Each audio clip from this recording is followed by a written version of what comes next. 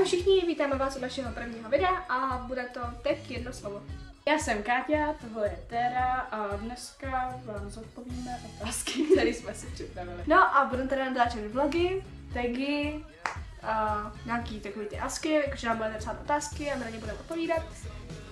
Pak třeba si budete psát o nějaký ty holy nebo něco takového. A klidně můžeme třeba natočit i tutoriál nebo tak, když budete chtít.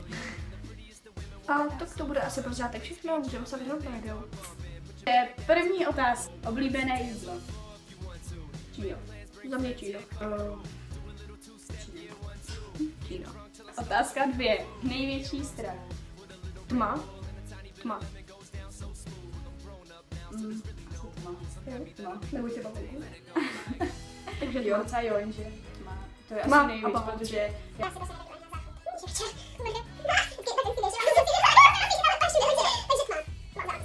3. Co nejsem? Chlap.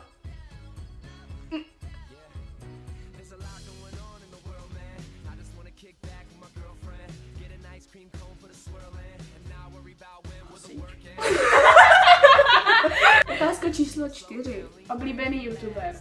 Tak za mě to bude asi Google. Za mě Gogo. Otázka číslo 5. Kde bys chtěla bydlet? Já bych chtěla bydlet asi. Budeme někde v zahraničí, hlavně ne tady, takže Otázka číslo 6. S kým jsi strávila včerejší večer? S ním. Otázka číslo 7. Co máš po pravé ruce? Káťo. A já asi Kytku. kytku. Dobře. No, spaní. Ráda spím. Ráda spím. Ráda spím. Takže asi spánek. Otázka číslo 9. Oblíbený zpěvák. Justin Timberlake. Otázka číslo 10. Nejpraštěnější člověk. Bona. To je až po mně. Ty? Otázka číslo 11. Nejhorší zvíře. Žížela. Tak za mě asi to bude had. No, všechno slizký. Otázka číslo 12. Nejlepší film. Tyjo, asi Divergence možná? No a já nevím, já jich mám strašně moc, když vás vysvětlím. Jedno slovo. Jedna slovo. Otázka číslo 13. Nejlepší značka bot. Nike. Nike. Zabavný. To je jasný.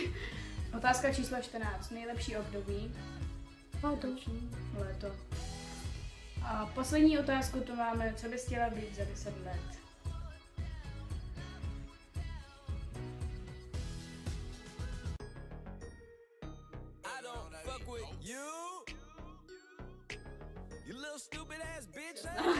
Tak tohle by bylo všechno pro dnešní video, doufám, že se vám líbilo a snad se uvidíme u dalšího videa.